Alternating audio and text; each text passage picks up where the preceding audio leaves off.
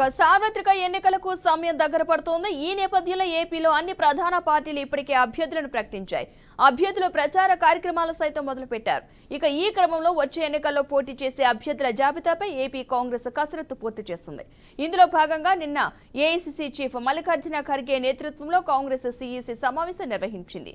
కాంగ్రెస్ నేతలు సోనియా, కేసీ వేణుగోపాల్, ఇతర సీఈసీ సభ్యులు హాజరయ్యారు. సమావేశంలో ఖరారు చేసిన 114 ఎమ్మెల్యే, 5 ఎంపీ అభ్యర్థులను ఇవాళ ప్రకటించే అవకాశం ఉన్నట్లుగా తెలుస్తోంది.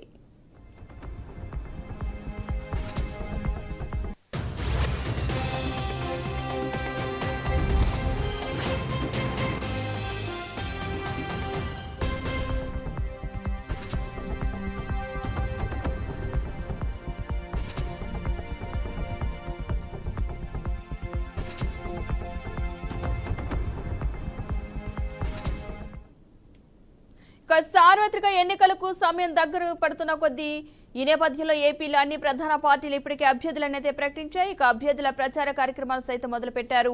ఈ క్రమంలో వచ్చే ఎన్నికల్లో పోటీ చేసే అభ్యర్థుల జాబితాపై ఏపీ కాంగ్రెస్ అయితే కసరత్తు పూర్తి చేస్తుంది. ఇందులో భాగంగా నిన్న ఏఐసీసీ చీఫ్ మల్లికార్జున ఖర్గే నేతృత్వంలో కాంగ్రెస్ సీఈసీ సమావేశాన్ని అయితే నిర్వహించింది. కాంగ్రెస్ నేతలు సోనియా, కేసీ వేణుగోపాల్, ఇతర సీఈసీ సభ్యులైతే ఈ సమావేశానికి హాజరయ్యారు. ఇక ఈ సమావేశంలో 114 ఎమ్మెల్యేలు, 5 ఎంపీ అభ్యర్థులను ఇవాళ ప్రకటించే అవకాశం ఉన్నట్లుగా అయితే తెలుస్తోంది. ఇదే అంశానికి సంబంధించిన పూర్తి సమాచారాన్ని మా ప్రతినిధి శ్రీనివాస్ అందిస్తారు. శ్రీనివాస్,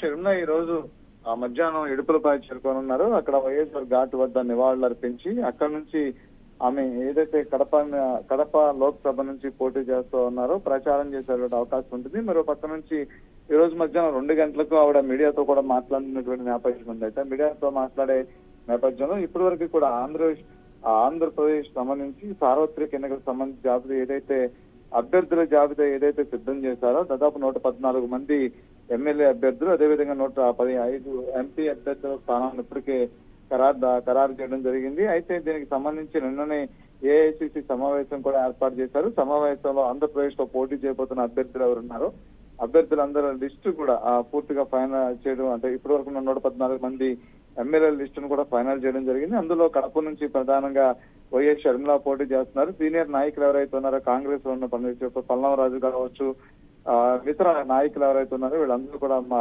కాంగ్రెస్ పార్టీలో సుదీర్ఘకాలంగా పనిచేసినటువంటి నేతలు వీళ్ళందరూ కూడా మరొకసారి 2024 ఎన్నికల్లో కూడా పోటీ చేయబోతున్నారంటూ కూడా లిస్టును ప్రకటించిన దాదాపుగా ఖరారు చేశారు. అయితే ఈ లిస్టుని ఈ రోజు విడుపులపై నుంచే ప్రకటించే అవకాశం ఉందని చెప్పని కూడా కొన్ని కాంగ్రెస్ వర్గాలు చెప్తున్న నేపథ్యం ఉంది. అయితే కాంగ్రెస్ కు సంబంధించినటువంటి లిస్టు జాబితాని ఈ రోజు రిలీజ్ చేస్తారా, లేదు అంటే కనుక రేపు విజయవాడ ఆంధ్రరత్న భవన్ నుంచి రిలీజ్ చేస్తారనేది వేచి చూడాల్సిన పరిస్థితి. అయితే లిస్టు విడుదల మాత్రం కన్ఫామ్ గా, అంటే దాదాపుగా ఖరారైనటువంటి జాబితా ఏదైందో అదే రోజు ఇడుపులపై నుంచే షర్మిల రిలీజ్ చేస్తారని చెప్పినటువంటి సమాచారం కూడా అందుతుంది.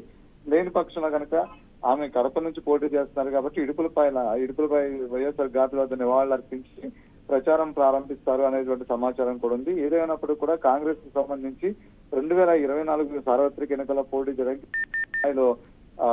సన్నిద్ధమైన నేపథ్యం కనిపిస్తుంది. Padma, right, thank you Srinivas.